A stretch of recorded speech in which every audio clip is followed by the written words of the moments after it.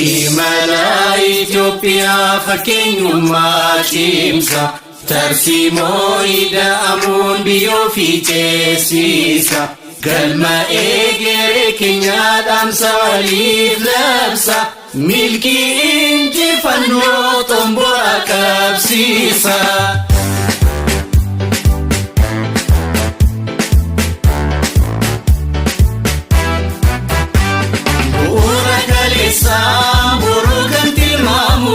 Demokrasi waraab nagaa biyya laamu saddanii summaadhaan itichi tokkomu badhaadhinni biyyaa mul'ate dhugoomu.